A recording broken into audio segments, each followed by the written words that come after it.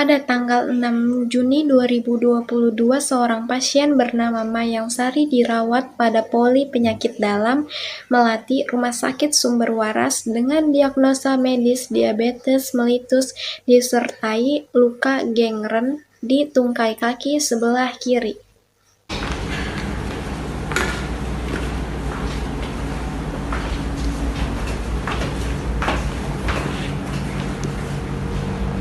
Selamat pagi Ibu Mayang.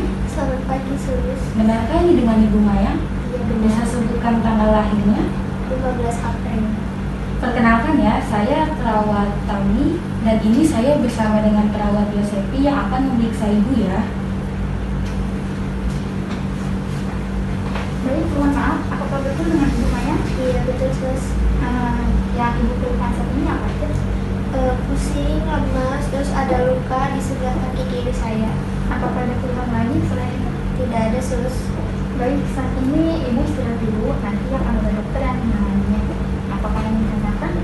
Tidak ada. Terima kasih ya, Sus. Iya, sama-sama. Terima kasih kembali ya. Saya permisi dulu ya. Baik, Sus. Tiba-tiba datanglah sahabat Mayang yang bernama Nadine untuk menjenguk. Assalamualaikum Mayang. Waalaikumsalam. Sejak kapan kamu di sini? Aku baru sampai. Bagaimana keadaanmu? Baik, alhamdulillah. Bagaimana, masih pusing? Pusingnya sedikit, tapi di kaki sudah tidak merah lagi.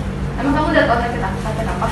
Aku belum tahu sakit apa. Mungkin nanti segera dikasih tahu dokter. Walah, pokoknya gak apa-apa ya. Iya. Oh iya, jangan lupa dimakan hidangannya. Maaf aku buru-buru, tapi ini aku bawa bingkisan. Wah, terima kasih ya, hati-hati di jalan ya. Ya, kita pamit ya. Iya. Assalamualaikum. Waalaikumsalam. Tidak lama kemudian, datanglah dokter untuk memeriksa pasien. Setelah 10 menit kemudian, dokter visit memeriksa pasien. Setelah selesai diperiksa, perawat Henny menyampaikan kemungkinan penyakit pasien, perkiraan lama pasien dirawat, intervensi keperawatan atau medis yang bisa dilakukan di ruangan.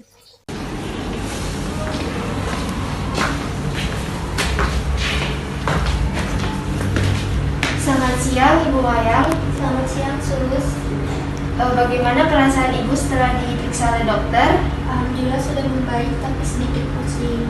Baik, di sini saya akan memperkirakan penyakit Ibu itu diabetes mellitus. Untuk perkiraan perawatannya itu selama 1 minggu. Kemudian untuk tindakannya akan dilakukan rawat luka karena jika tidak dilakukan perawatan akan semakin parah dan sulit untuk sembuh. Apakah sudah jelas? Sudah, Sus. Baik, kalau begitu saya permisi dulu ya Ibu. Terima kasih. Sama-sama, Sus. Hari dirawat, pasien Mayang diperbolehkan pulang karena kondisinya sudah membaik. Untuk itu, kepala ruangan beserta tim di ruangan Melati akan melakukan tindakan discard planning.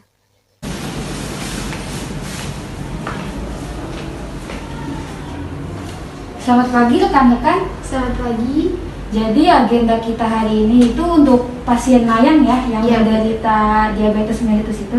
Jadi dia itu sudah bisa dipulangkan atau kita bisa melakukan discharge planning kepada dia. Bagaimana perawat Henny persiapannya?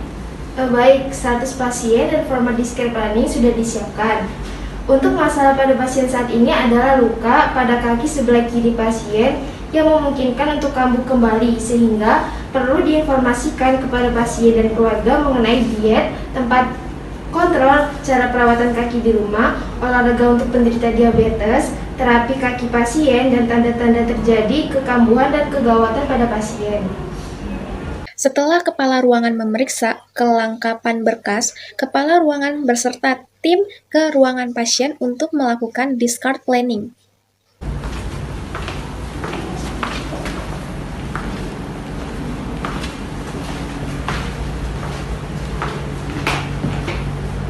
Selamat pagi Bu Mayang. Selamat pagi, Sus.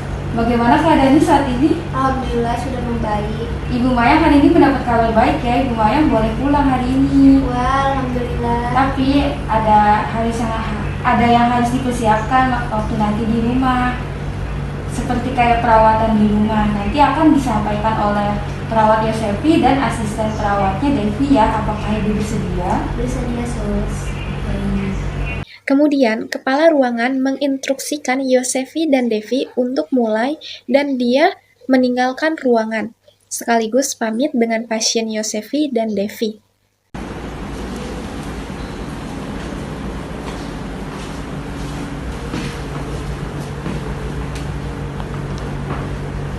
Baik, lumayan. Saya di sini bersama Devi selaku asisten perawat ingin menyampaikan beberapa hal ya Bu. Yang pertama, Ibu Maya itu harus melakukan diet yang ketat seperti mengurangi kadar lemak, rendah glukosa, menghindari makanan yang bersantan, jeroan, ikan asin. Yang kedua, bila ada tanda-tanda hipoglikemia seperti pada gula darah turun atau hiperglikemia, gula darah naik, itu Ibu harus segera ke puskesmas ya Bu. Baik, sus. Yang ketiga, perawatan kaki dan mencegah luka baru seperti tidak memakai sepatu yang sempit dan harus menggunakan alas kaki.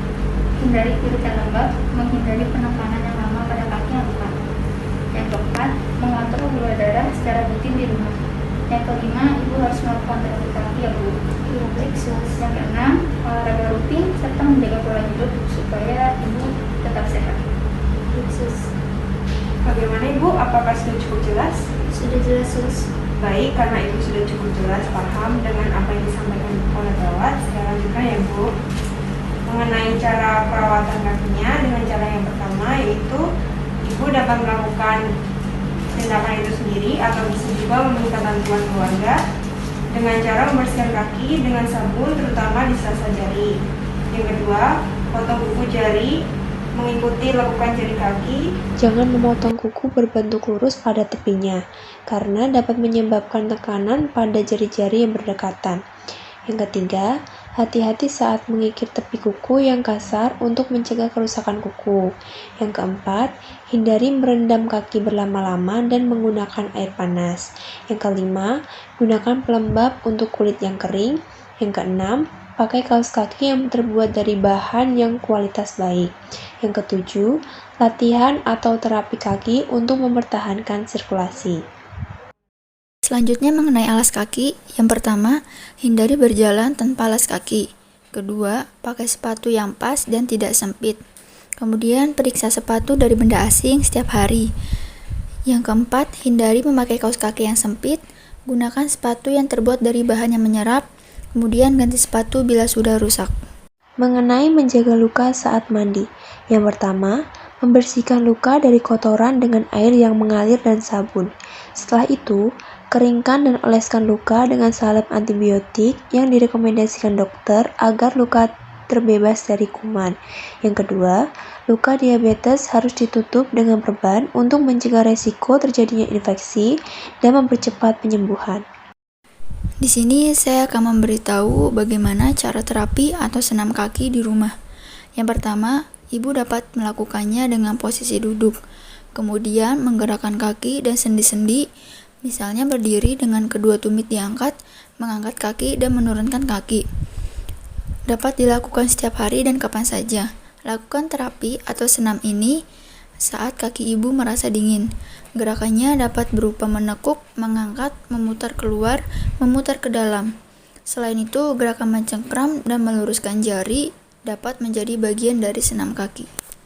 Selanjutnya, dengan melakukan pola makan sehat, Ibu dapat mengonsumsi makanan seperti yang pertama, makanan yang mengandung karbohidrat kompleks, yang kedua, makanan yang mengandung serat, yang ketiga, ikan seperti omega 3. Selanjutnya, menjaga keseimbangan makanan seperti memakan buah-buahan, sayuran, protein, dan lemak sehat yang baik. Selanjutnya, melakukan olahraga dengan berjalan kaki, berlari kecil, atau membereskan rumah. Dan yang paling menyenangkan lagi seperti bisa berkebun dan lain-lain.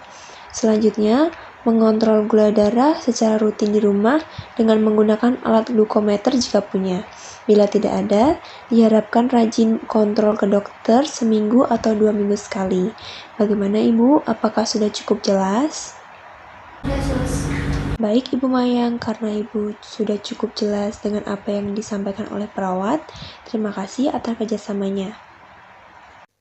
Tidak lama kemudian, kepala ruangan kembali masuk ke ruangan pasien. Apakah sudah? Sudah, nurse. Baik, saya kira yang disampaikan oleh perawat Yosefi dan asisten perawat Devi sudah jelas. Sekarang Ibu boleh siap-siap untuk pulang ya Ibu. Baik, Sus. Mohon maaf apabila selama perawatan di sini kurang mengenangkan dan semoga Ibu sehat selalu ya. Tidak apa, Sus. Terima kasih, Suster. Iya, sama-sama. Kemudian, kepala ke ruangan dan tim kembali ke ruangan.